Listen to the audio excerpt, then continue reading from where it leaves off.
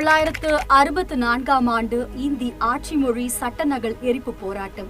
கையில் கழக கொடியுடன், மனதில் யாருக்கும் அஞ்சா துணிச்சலுடன் அந்த இளைஞர் நகராட்சி அலுவலகம் முன்பு தன்னந்தனி ஆளாக சட்ட நகலை தீயிட்டு கொளுத்துகிறார். கைது, சிறை, கடுங்காவல் என எதற்கும் அஞ்சாமல் களம் கண்ட அந்த மாவீரன் தான் கோவை மு. ராமநாதன். கோயம்புத்தூரில் கீரைக்கார வீதியில் வே. முத்து, தாயம்மாள் ஆகியோருக்கு 1932ஆம் ஆண்டு மகனாக பிறந்த மு. ராமநாதன் 16 வயதில் பொது வாழ்க்கையில் அடியெடுத்து வைத்தவர்.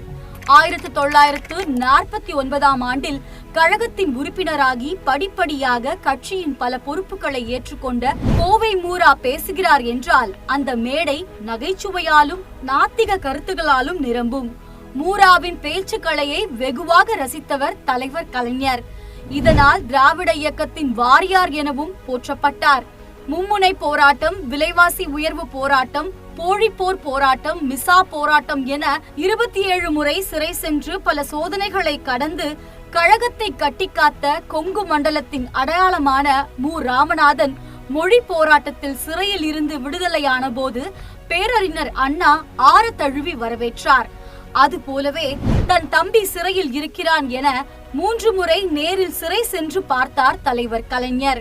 கொங்கு மண்டலத்தில் கழக தொண்டர்களை அரவணைத்து கழகம் வளர்த்த இந்த கள வீரர் 1971 76 வரை சட்ட மேலவை உறுப்பினர், 1984 1989ஆம் ஆண்டு சட்டமன்ற உறுப்பினர், 1996ஆம் ஆண்டு கோவை தொகுதி நாடாளுமன்ற உறுப்பினர், கோவை மாநகர மாவட்ட செயலாளர், தணிக்கை குழு, சொத்து பாதுகாப்பு குழு, அறக்கட்டளை அறங்காவலர், உயர்நிலை செயல்திட்ட குழு, சட்டத்திட்ட திருத்த குழு போன்ற பல குழுக்களில் பொறுப்புகளை வகித்த மூராவுக்கு 1992ஆம் ஆண்டு கழகத்தின் அண்ணா விருது அளிக்கப்பட்டது. கழக மேடைகளை கொள்கை வகுப்பறைகளாக மாற்றியமைத்த இந்த மூத்த தொண்டர் 2019ஆம் ஆண்டு மே 9ஆம் தேதி தனது 87 வயதில் உடல்நலக்குறைவால் காலமானார்.